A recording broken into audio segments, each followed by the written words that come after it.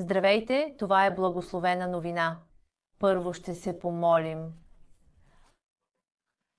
Благодаря на Бога, че днес имаме възможността да изучаваме Словото на Господа чрез Йоановото Евангелие и да получим разбиране.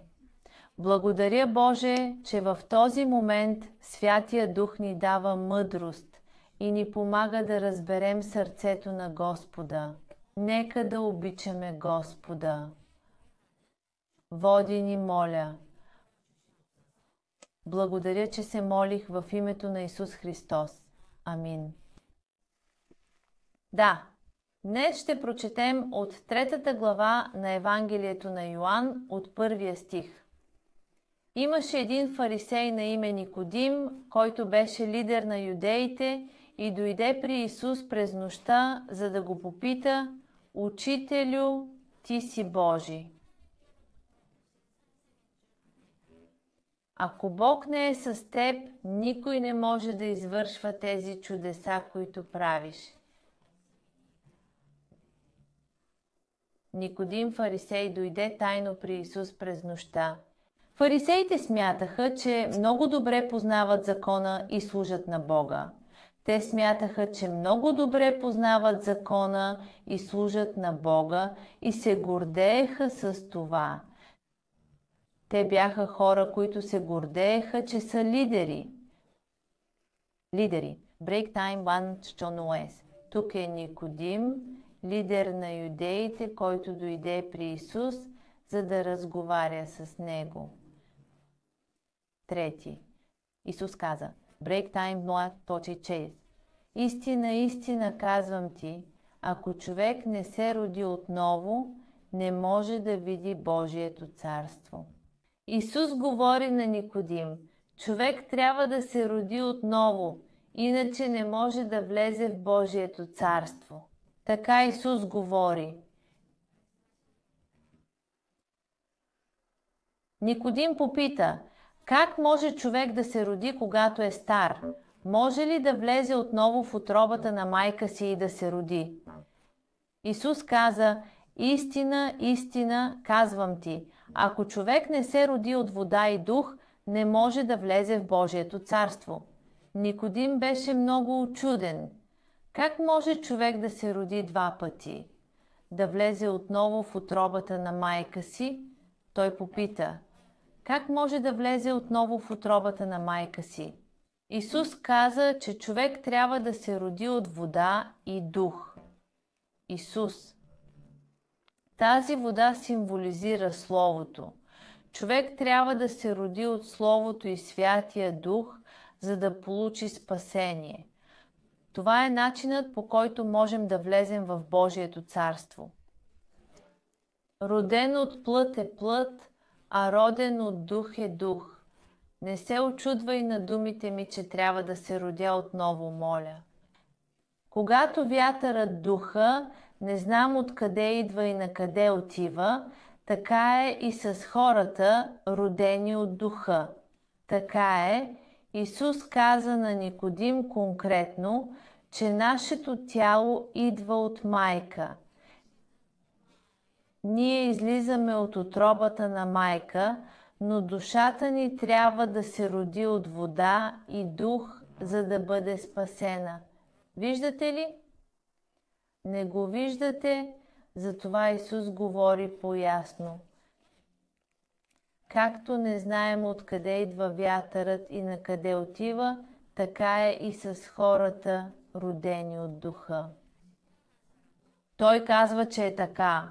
Аз също вярвам в Исус и съм спасен, но не знам кога точно се родих отново.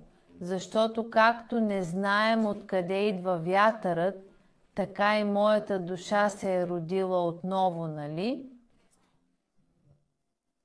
Исус наистина обяснява подробно на Никодим как стоят нещата. Никодим отговори: как може да се случи такова нещо? Да, Никодим, това е удивително. Как може да стане?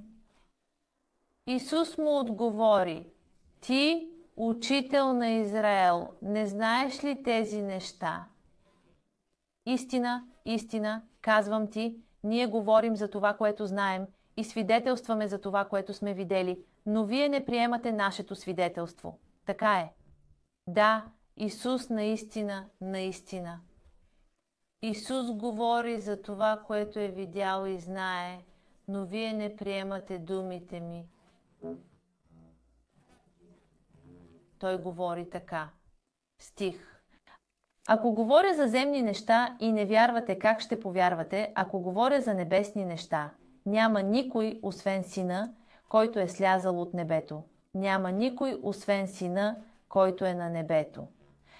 Както Моисей издигна змията в пустинята, така и Синът трябва да бъде издигнат, за да може всеки, който вярва в Него, да получи вечен живот. В 14 стих се казва, че Моисей издигна змията в пустинята. Тези думи означават: когато израелтяните избягаха от Египет, те много се оплакваха и недоволстваха в пустинята. Ние извършихме престъпление и затова Бог изпрати огнени змии. Много хора бяха ухапани и умираха. Тогава Моисей падна на колене и се помоли, и Бог му каза да направи медна змия и да я издигне на стълб. И каза, че всеки, който бъде ухапан от змия и погледне към стълба, ще бъде спасен. Той каза това: тези, които видяха медната змия, оживяха, а който не я видя, беше ухапан от змия и нямаше шанс да оцелее. Какво означава това? То е свързано с думите на Исус, които вярват в Божието Слово. Какво ще направят? Те ще гледат змията и те ще живеят, но тези, които не вярват, не погледнаха змията, дори и да бяха ухапани. Змията, за която говорим, е Исус. Както Моисей издигна змията в пустинята, така и Исус трябва да бъде издигнат. Исус го каза. Това е кръстът. Исус беше разпънат на кръста и ние, гледайки към Него, прехвърляме греховете си към Него. И чрез кръвта на Исус, който измива греховете ни, получаваме спасение и вечен живот. Това е, което Бог каза. Но тези, които не вярват и не гледат към Исус, умират. И не умират просто, а умират вечно.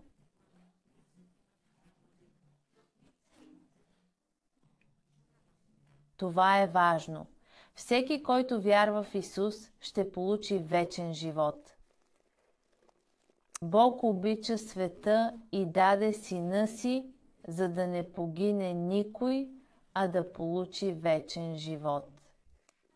Той иска всеки, който вярва в Него, да получи вечен живот. Бог ни обича. Той изпрати единствения си Син Исус Христос на тази земя, разпънат на кръста, и всеки, който вярва в Него, не погива, а получава вечен живот. Амин. Ние наистина сме спасени чрез вяра, не чрез дела или усилията ни. Не можем да спечелим спасение. Ние гледаме към Исус, който дойде да ни спаси, и го каним да бъде наш Господ в живота ни. Също така, всеки ден измивам всичките си грехове с кръвта на Исус и се подготвям, като чакам Исус. Деца. Тези хора са спасени и са на пътя към своето спасение. 7. Бог не е изпратил Сина си в света, за да съди света, а за да спаси света чрез него. Божията воля не е да съди, а да спаси. Той ни обича толкова много, че сам отвори пътя за спасение и всеки, който вярва и приема спасението, получава живот. Божията воля е спасение за всички. Който вярва в Него, не е осъден, а който не вярва, вече е осъден, защото не е повярвал в името на единствения Божий Син. Това е осъждането. Светлината дойде, но хората обичат тъмнината. Всеки, който върши зло, мрази светлината и не идва към нея, за да не се разкрият делата му. А който следва истината, идва към светлината, за да се види, че делата му са извършени в Бога. Това е, за да се покаже, че делата му са извършени в Бога. Който не вярва в Исус, е осъден. Е осъден. Това е в Писанието. И тези, които не вярват в Исус, живеят в тъмнина. Те не осъзнават, че са в тъмнина и не знаят, че са в нея, но ние живеем в светлината на Исус.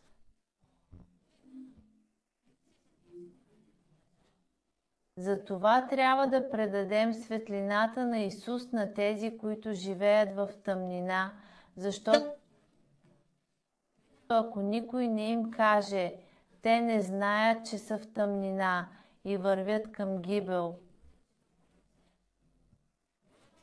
Затова те ще загинат. След това Исус отиде с учениците си в Юдея и там остана с тях, като кръщаваше. Йоан също кръщаваше близо до Салем, защото там имаше много вода и хората идваха и се кръщаваха. Йоан не беше в затвора. Тогава между учениците на Йоан и един юдеец възникна спор относно ритуалното измиване. Те отидоха при Йоан и му казаха: „Учителю, ти си на другия бряг на Йордан и ти свидетелстваше, а сега кръщаваш.“ И всички отиват при него. Ако не е от небето, никой не може да получи нищо, което не е дадено. Аз не съм Христос, а свидетел на този, който е изпратен пред него, за да говори за него. Този, който взима невестата, е младоженецът, а приятелят, който стои и слуша гласа му, се радва. Аз съм изпълнен с такава радост. Break time, жето 6.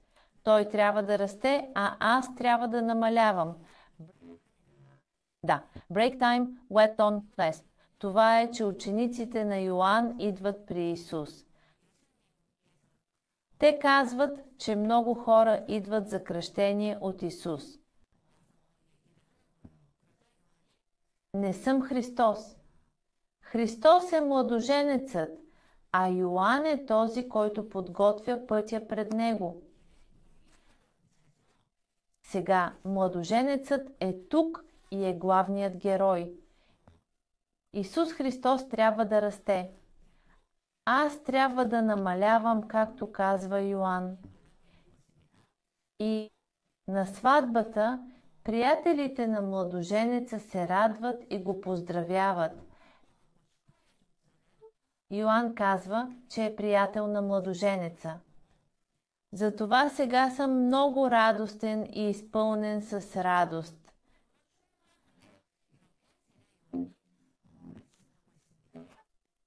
Стих 31. Този, който идва отгоре, е над всичко, а този, който е от земята, говори за земните неща. Който идва от небето, е над всичко и той свидетелства за това, което е видял и чул, но никой не приема неговото свидетелство. Йоан казва, че Исус е дошъл от небето. Исус, той споделя какво е видял и чул, но хората не го приемат. Той говори за това. Сега е същото. Много хора не искат да познаят Исус. Искат, да чуят Неговите думи, но повечето от нас, които вярваме, не искат да слушат. Който приема Неговото свидетелство, признава, че Бог е истинен. Този, когото Бог е изпратил, говори Божието Слово, защото Бог дава духа безмерно. Има и други, които вярват в Исус и приемат Неговото свидетелство. Ние, които приемаме Неговото свидетелство, знаем, че Бог е истинен. Това е истина. 35 стих. Отецът обича сина и е дал всичко в неговите ръце. Вярващите в сина имат вечен живот, а който не слуша сина, не ще види живот. Той остава върху него. Страхотно е. Това е страшно послание. Бог обича сина си, Исус Христос. Той е дал всичко на Исус, в ръцете на Исус. Исус е цар на царете. И за нас, които вярваме в Исус Христос, Той ни казва, че имаме вечен живот, който вече е в нас. Но хората, които не следват Исус, няма да имат вечен живот. Божият гняв остава върху тях. Това е много тревожно послание, затова ние не трябва да бъдем още по-пълни с духа и словото. Тази радостна вест за спасението, радостната вест на Евангелието, наистина, онези, които са в darkness, Исус, светлината, дойде, но много хора не го осъзнават и трябва да им го съобщим. Но това е наистина много трудно да направим сами. Духът трябва да бъде с нас. Но Духът със сигурност ще ни даде, защото Исус каза да искаме да бъдем изпълнени с Него. Днес завършихме 3 глава и ще се помолим, за да приключим. Бог ни обича толкова много, че изпрати Исус Христос, дава ни вечен живот и ни спасява от унищожение и ни води да ходим с Него всеки ден. В небето да обичаме Исус и да живеем щастливо с Него. Благодарим Ти, че ни водиш да живеем щастливо и да се доверяваме на Твоето Слово всеки ден. Четем и следваме Твоето Слово и също така да предаваме това ценно Евангелие на кръста на децата ми и на съседите ми и също на много хора около нас, за да можем да споделим, Господи, изпълнението на Духа. Благодарим и се молим в името на Исус. Амин.